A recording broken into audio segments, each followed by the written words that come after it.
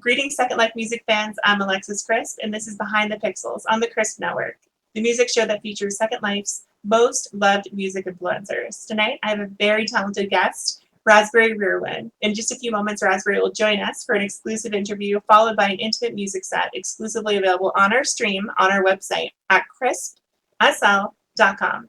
So grab a soda and a slice of Primperoni pizza and enjoy. Hey Raspberry, thanks for sitting down with us, and thank you for the exclusive set of original songs, which can be streamed exclusively on our website at crispsl.com. So I'd like to start with a few questions. Sound good? Sure. Awesome. Okay.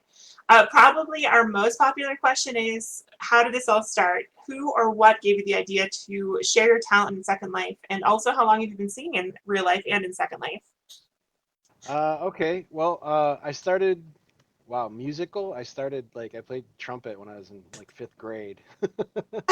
And then and then I learned to play like piano when I was in high school, and I was in like the marching band because nobody wanted to play the bass drum, and I was willing to carry that stupid thing around. So Oh my God.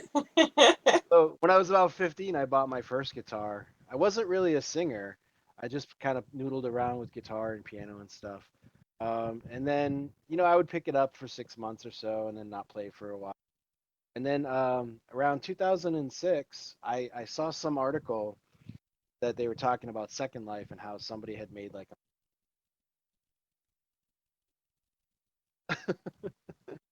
So it came Oh, I into think we, Second Life, yep, yep. and I met some people, and I had a couple of friends, and I made a comment one time that, oh, I play guitar, and they said, well, why don't you play something? And so I didn't have a stream or anything like that, so we were just like hanging out on their lawn and just over voice, playing guitar. And I figured I had to sing. I couldn't just, play guitar by myself. Thought that would be kind of silly. So they kept bugging me. They were like, you got to do shows, you got to do shows. And I'm like, I don't really have like that many songs. At the time, I'd probably only written about three. I could really only play like, 5 or 6 different cover songs. Most of my time was just spent just jamming around noodling. They were like, no, no, you got to start doing it. So I'm like, all right, let me figure out some songs to play. Worked out like an hour-long set and started playing around time like 2007-ish. So Oh, a long time. nice. That's a really long time, actually. Wow, like Yeah. 13 years singing on SL. That's awesome. I had no idea. That's a really long time. Yeah. Well, So, that's the thing. A lot of people don't realize how long I've been. and it's weird because you're only 21, right? Yeah. No, no, no. I know the koala looks young, but no. um, so it definitely was a very organic thing for you then, for sure. And it sounds like you started pretty early in Second Life, but now here we are in 2020, and it's like you have this big following, actually, like quite a big following that I've noticed. I recently went to one of your concerts, and I was amazed at. I mean, there are a lot of people, of course, as there are with a lot of musicians in Second Life, but also a lot of like notable people, a lot of I would beg to say famous people in Second Life, if you want to put it that way, which is pretty awesome. You have a lot of followers. I mean, like, and a lot of important followers too, which is cool. So, how has this all changed your Second Life experience so far? I mean, has it changed it much, or do you feel like it's any different, or was it never different because it's kind of started off this way, or how are things now? Well, I don't come in world that often, so most of the time if I am in world, it's at either one of my own shows or somebody else's shows. So I've actually been around the music scene a really long time. Like I said, I wrote a couple songs with Mimi way back in like 2007, and guys like Max Clean play with him a little. So like I'm kind of known. I don't actually have like this huge following, but I'm known amongst the musicians because I've been around for so long. And a lot of them when they're first getting started, I've helped a lot of people like work out their sound. That's awesome. Yeah, no, you definitely. I mean, I've seen quite a few people follow you personally. So and honestly, for good reason. You sound awesome. Thank you. So hey, we have this special segment on Behind the Pixels, where it's sort of our infamous time machine, and I ask everyone like a if you could go back in time question. So here's yours. If you could teleport at any time would you make a duet with? Like, which artist would you make a duet with back in time? Any decade that you want to choose. Who would you like to record with? So not restricted to SL then. Yeah, not restricted to Second Life. Yeah, that's exactly. Oh man, there's so many great performers that like I would just be intimidated to just be with the people that I admire. I would just be so like, oh, I'm not worthy. um, I think are you familiar with Sean Colvin? I'm not. No. But She's a great singer, or like Sarah McLachlan. I'm sure you've heard of her. oh yes, of course. Yeah. Yeah, she's an amazing singer. Just there's so many like of course anybody would be honored to play with guys like Jimi Hendrix or like Pink Floyd or something like that too. There's just so many I couldn't pick one. Well, how about something more contemporary? So you did say that you recorded with Mimi Carpenter before. Is there someone else that you would want to collab with on Second Life? I've actually collaborated with a whole lot of people. Oh, There's nice. yeah, I've dual streamed with some of the best. Wow. uh, yeah, so I bought a drum kit about 6, 7, oh maybe probably about 10 years ago now, because I noticed that like a lot of times you'll hear like somebody either playing keyboards or guitar or using tracks or whatever, but there weren't a whole lot of people that were doing drums. And I thought, well, I'm not really a drummer, but I like to screw around with the drums. And so Yep. I would just kind of jam along with people sometimes on the drums, and then it was like, oh, okay, well I can pick up their stream, add my stream to it, and then we can broadcast it out. So I've actually like I've been involved in dual streams, triple streams. One time we had like 6 or 7 people. And I'm not sure if you're Wow. familiar with how that works, but we had Max Clean up in Canada. He was sending his stream to a friend of mine in Maine. She was sending her stream down to Australia to someone that was playing drums, and she sent it to me, and I was playing bass, and then we sent it to someone else who was also singing and playing guitar. Like and then we had Beth Odets playing violin. Now the funny thing about it that is, like each person down the chain can hear the person before them, but the person who starts it can't hear anyone after them. Oh my So God. but Wow. by the time it gets to you, the listener, you think it sounds like a whole band in a room. So No it's pretty way. cool. Yeah, and That is cool. I've been a part of a lot of those like legendary multiple streams. So I think right now though, we don't do it often enough, but my favorite person to duel Melody. I don't know if you know. Oh, who is it? I think I might have lost the voice. Who is it? Uh, Lexus Melody. I haven't heard of her. No. Oh, she's from the UK. We've actually known each other a long time. She came to America and stayed with me for a little while, and we used to do like streams. I would play some drums, and she would play guitar and sing or whatever. We'd both do some singing. But like now, Oh, if we do it, I'll play guitar and sing, and then she'll sing along with me. It's a lot of fun, but we don't do it often enough. oh. Yeah, life gets busy for sure. And with this COVID-19 thing, it's like, who travels anymore? Well, that and she's in the UK, so Yeah. it's hard to coordinate with between work and my work. Oh, for sure. Um, so I know that you have a special show, I think every Friday, I believe, at Yep. your sim, right? At Mictopia, we do a campfire. It's at 8 o'clock. We've been doing it since July 2019, actually. So Oh, about 13, 14 months we've been doing this. And it's funny how that all came about because the owner, Michaela, we were sitting around talking one day, and I was like, I have this habit of playing longer than an hour, and like most SL concerts you go to, it's an hour on the dot that people are switching streams or going other places. And I'm like, I just want to just chill out and relax and play. And she's like, well, let's do that here then. So we set up the campfire, and I start at 8. Sometimes I go to 10. Sometimes it's 9:30. Sometimes it's 10:30. We never know. I just play well, until I get tired, and she lets me. So it's an awesome show, and I recommend everyone going and stopping by. It's a really good energy. It's a really good vibe. It's like perfect for like after work, after like a really stressful week. It's just like a total unwind, and it's great. Yeah, and it's Um, very chill out. And I actually, this is one of those weird things that I actually encourage everyone to participate in the chat. yeah. Like Yep. it when it's more of a it's literally supposed to be people hanging out at a campfire chit chatting while one guy's in the corner playing guitar. It's awesome. It's really unique. I like it. Any other big performances or releases coming up soon that everyone should know about from you? No, it's just that's my weekly thing, and then like every 2 weeks I play at Ganja Land on. But other than that, it's really kind of hit or miss. I'm a really lazy koala. I like to sleep like 23 hours a day, and I only like to work like a couple times a week. So I definitely understand that feeling for sure. Um, so what is one song that you wish that Second Life DJs, let's just say, would stop playing on the SL streams? I don't go to enough shows for anything to get super annoying. Now, there was a time when Hallelujah was everybody's go-to song. Yeah.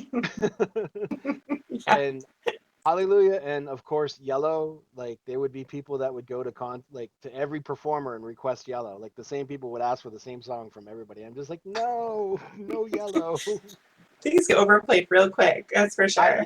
I totally refused to play it. I would not play it if anybody asked me. I was like, nope. Um, hey, if you could have written one important song that's already been made by any famous artist, or any musical artist rather, to date, which song would it be? And if you could take credit for it, and Oh why? man, if I could That's a take huge credit, question. Yes. oh, hands down, Comfortably Numb, Pink Floyd, Oh yeah, nice. hands I down. like some Pink Floyd. I noticed that about you. I think the first time I saw you in concert, you were playing. I don't know if it was Pink Floyd, but it was like it seemed like it was something like around that genre, like '90s kind of like grungy kind of stuff. No? It could have been. Yeah. I, Anyways, I cool. You have play a a really wide cool range. style. You're really diverse. Yeah, I play anything from like 60s pop songs to like stripped down mellow 80s songs. I do a fun version of the one that I want from Greece. That must And be awesome. well, it's funny because like when I play it, people don't realize what song it is until I hit the chorus and they're like, "Holy crap, I didn't even realize." Because the words, when you hear the song, it's all fast beat, upbeat and dancey, and and I'm just like really mellow, chill, and then it's like, oh, and then it goes to the chorus, and it's like, Well, you're really creative, so I'll give you that. I mean, some of the songs that I heard, I mean, were really interesting takes on the original, and you can definitely spice up something a little bit different and make it like a little bit of a twist on it to make it a lot, I think, a yeah, lot we call more interesting. we call that raspified. Raspified, I like it. There's a word for it. This is a hard question. Is your favorite all-time SL musician? Favorite all-time SL musician? Yeah, Uh, I so it there are a is lot it of is really hard. good musicians. There are, and that's the thing. There's so many talented people on here that like you would never hear anywhere else. You would literally never hear them anywhere else. There's so many of them. But I think I gotta go with Lexus. She's my mate, Nice. we've been friends for so long, and we played together for so long that like if there's any one person that I go to shows, it's hers. But close second would be like Am Forte and Mimi Carpenter. Yeah, I love M Forte. Actually, it's so funny. We had her on, and after we recorded her, I reflected that I said her name wrong the whole time. I said Mfort the whole time, which I think most people say both, but like she did say it right the whole time, and I said it wrong the whole time. But she was Well, really awesome about it, and she didn't even say anything. And God bless her, because I messed up the whole time. I have a gesture, which because at the time that I first met her when she first started playing, there was another friend of mine that was called her screen name was Am. So we used to always call her Am. And then Am Forte came on and it's like, oh, everybody was calling her Am. And I just started calling her Amp. I love it. So I made a gesture. I don't know if you guys can hear it. but like I just said her name like over and over like 4 different times, and it's funny. I love it. That's We actually awesome. we wrote a song together too. Oh, really? Oh my gosh. So you really have worked with everyone. Yeah, I've worked with a lot of people. Yeah, That's awesome. I think more Um, musicians know who I am than regular residents. yeah.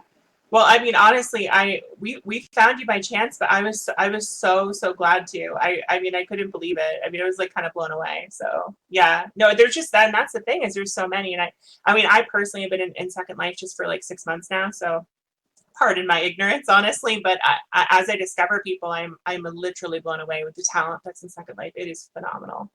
It's funny. It When I wasn't playing a lot of shows, like people would see me at other people's shows, so many people recognize my name, and I like to chat a lot in chat. I know some people don't like that, but I'm of the opinion that the performers like to see interaction.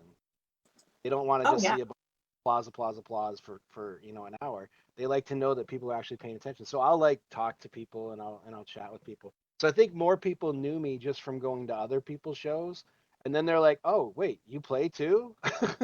Oh my gosh. And then like their eyes just like lighting up because it's so awesome. Yeah, that's so cool. Um, so hey, speaking of the fans, what's one thing that they don't know about you that you'd like them to know? I'm not really a koala. Fair enough. Um, I don't uh, actually have, I'm not like a furry. I don't like the koala thing is just um one day I put it on for something and it, like I've had this for probably a good 10 years or so that I've been off and the last couple of years I've been mostly more koala than human. And it's funny because I never updated my human avatar. So my human avatar is like I'm still wearing the shirts and pants and shoes from like 2007. My hair is ones still that like stick to your skin, like the yeah, painted on old stuff. the old clothes. Oh no. It's so bad. And my jeans, I have the most shredded jeans, and everybody always picks on me. They're like, your jeans are so shredded. I get literally people will give me jeans. They'll hand me pairs of jeans like they don't realize that I know that they're shredded already. So you're pretty much exclusively a koala, which is awesome because it's a really cute koala. But do you ever wear anything else on stage? Like for example, what's the silliest outfit or avatar that you've worn out on stage? And do you still have an inventory and can we see? Okay, well, the silliest, the silliest would have to be a schoolgirl outfit that someone said that they didn't think that I would wear, and I said, "Oh, you don't know me." I said, "You provide it, I'll wear it." And they're like, "For the whole show?" I'm like, "Yeah, I'll wear it for a whole show." I do have it, but no, I'm not putting it on. Okay, fair enough. Um, what's the best compliment that you've ever received for your music on Second Life?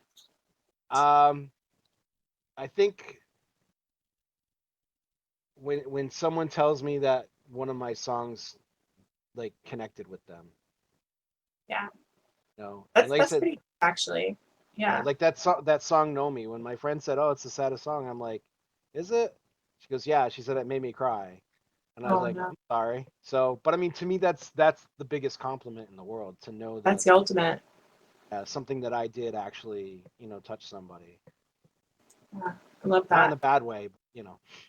Yeah, no, absolutely. I totally get it. Like, it's like it was almost like it was written for them kind of thing. Like I've had those moments too. It's amazing. Like, you just feel like touched by the music. That's awesome. So who or what inspires you in Second Life overall?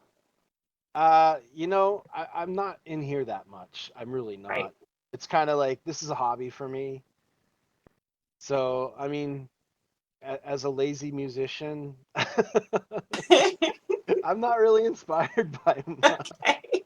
I know it's a bad answer, but it's true. I mean, it's been a while since I wrote a song. It's just because, songs have to usually come from emotional places. And I'm actually, I have a pretty good work life balance. And so I don't feel like, I mean, even though I know the world right now is so messed up for a lot of people, I'm at a very calm place for myself. Mhm. So I don't, I'm not inspired to do a whole lot. Well, we're very inspired by you. Well, thank you.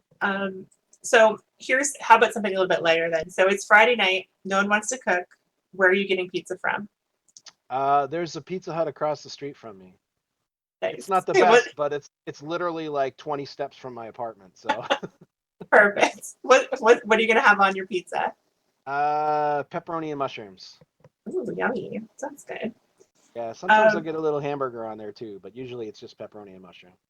I love that. So many would like to know, is Raspberry single? And if not, who's the lucky partner? Yeah, raspberry don't date. Raspberry don't date. It's a hard fast rule. It was a decision I made a long time ago not to get involved like romantically in Second Life. Gotcha. Just I mean, there's nothing against the people that do, but it's not for me. And being a public person, as not super famous or anything like that, but being a very public person, it's just easier all around. Absolutely. I hear you. I totally hear you. um, so where can people follow you if they want to hear or learn more? And what's the best place to keep up with you? Best place to keep up with me is just join my group on here. We're a small group, but on here I send a notice before every show. I do have a Facebook page under Raspberry Rearwin, but sometimes I'm not so keen on posting there. Other than like a last minute, you know how Facebook is. Sometimes you might Yes. you might see something somebody posted like 4 days ago. So really, the best thing if you want to know when I'm playing is check listings and join my group. Nice. What's the group called again? Rasps Rockers. Nice. I know there's a way you can put a link into chat, but I don't That's know. okay. We'll try to link it on our video for sure. Okay. We want people to follow you. Any shout outs to people who make Raspberry's music possible? Just the fans that keep showing up, my friends. I hate the word fans. I really do. Because I don't think of people that come to my shows as fans. The regulars that come, that are there all the time, like Teddy and Mick having me every week, and Jess over at Mictopia, and of course Lexus. We've been supporting each other musically for a long time. I don't really consider fans. I try. I Like mean, a I'm friendship, not. Yeah, and especially with the way the campfire's set up, I really don't want that barrier. I right? want people that come to my shows to feel like I'm approachable. I'm very open and outgoing. And people can talk to me. I'm not like, oh, I'm famous. You can't. Right, of course. Yeah. It's a little bit more intimate, yeah, on Second Life for sure. And you develop those relationships. I totally see what you're saying there. Absolutely. And you do have some really consistent followers. I've been to a few shows and they seem to always be in the audience. So that's really cool. They're quite the Yeah. entourage. Well, I mean, I'm just thankful for that because like people that have been listening to me for years, and I try to. That's one thing I try to keep my set list fresh. I'm constantly adding a song here. I have probably about 300 different songs that I can choose to play from, and I never make set lists. Oh, So really? so if I'm playing like 3 shows in a row, like Friday, Saturday, Sunday, I try not to play the same song more than once. Oh, that's not, and 300 is a lot to choose from. So yeah, you're not going to get bored either. Nope, I don't get bored. Well, plus with looping stuff, I can mix stuff up a little bit and stretch things out if I need to.